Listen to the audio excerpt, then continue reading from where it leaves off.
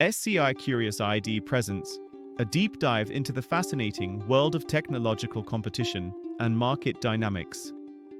Two formats, one goal: to dominate the burgeoning home entertainment market.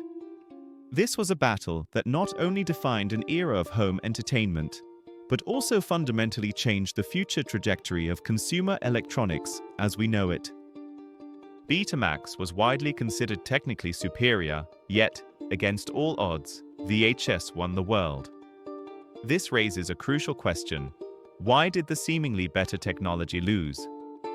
Behind every moment lies a scientific wonder. I'm Kale, and welcome to SciCurios, where curiosity meets science. The answer is complex, lying at the intricate intersection of engineering prowess, economic forces, and fundamental human behavior. In 1975, the electronics giant Sony introduced Betamax, proudly presenting it as the world's first home videocassette recorder specifically designed for consumers. It quickly garnered acclaim for its outstanding picture quality, the robust durability of its cassettes, and its remarkably compact design, setting a new standard for home video. Just a year later, in 1976, JVC unveiled its formidable competitor, the VHS format, an acronym for Video Home System. This launch immediately sparked what would become the first great format war in the history of consumer media, a rivalry that would captivate and divide households globally. Initially, Betamax appeared to be an unstoppable force, benefiting from Sony's immense prestige and its demonstrably superior recording fidelity. However, in less than a decade, the landscape dramatically shifted. VHS not only caught up, but utterly dominated the global market, ultimately controlling over 90% of all sales, a truly astonishing turnaround. The profound reasons for this dramatic shift were not purely technological, rather, they were deeply systemic, involving a complex interplay of factors beyond mere technical specifications. Technically, Betamax employed a 12-inch magnetic tape housed within a smaller, more elegant cassette. This design choice allowed for a finer video resolution and a superior signal-to-noise ratio, promising a clearer and more pristine viewing experience for consumers.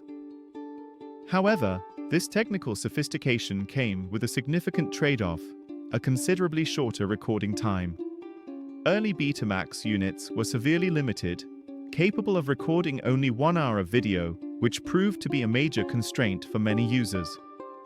In contrast, VHS, by utilizing a slower tape speed and a physically larger cassette, could store up to 2 hours of content per cassette right from its inception.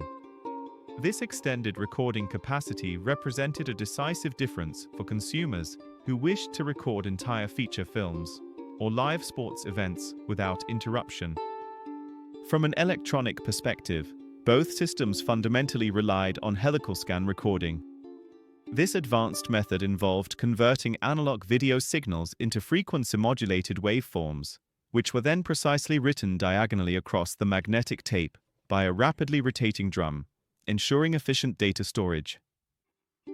Betamax maintained higher carrier frequencies, which contributed to its improved luminance detail and overall image clarity.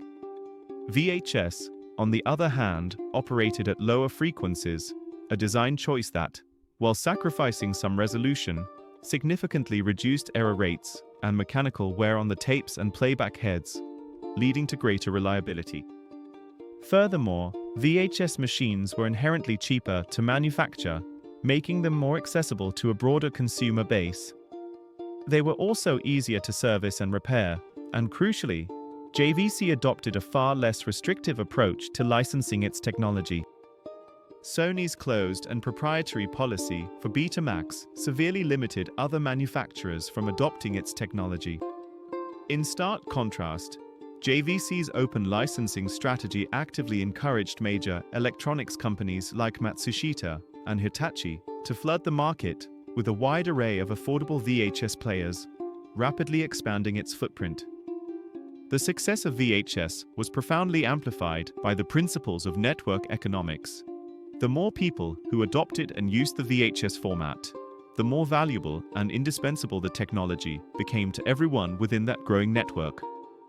The open VHS standard created a powerful, self-reinforcing cycle. A greater number of VHS devices in homes led to a higher demand for VHS tapes, and the increased availability of tapes, in turn, encouraged even more consumers to purchase VHS players, solidifying its market position. Betamax, despite its initial quality advantage, found itself increasingly isolated within a shrinking ecosystem, unable to compete with the expansive network effects enjoyed by VHS. Another truly decisive factor in the format war was the burgeoning video rental industry. VHS tapes, with their superior recording capacity, could comfortably hold entire feature-length films, making them the overwhelmingly preferred format for both rental stores and major film distributors.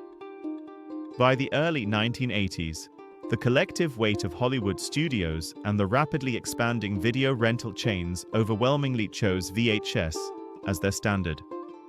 This widespread adoption effectively sealed Betamax's fate, relegating it to a niche market. The Betamax VHS war has since become a classic, textbook example in the academic field of the diffusion of innovations theory, illustrating critical principles of technological adoption and market penetration. It powerfully demonstrated that technological superiority alone does not guarantee market success. Instead, factors such as broad compatibility, robust scalability, and paramount user convenience often prove to be the dominant forces in determining a technology's ultimate triumph or failure. Economists now frequently refer to this phenomenon as the path dependence of technology, a concept where early adoption patterns and initial market choices significantly shape and often dictate long-term dominance and industry standards. The fall of Betamax serves as a poignant reminder that true innovation is not merely about groundbreaking invention.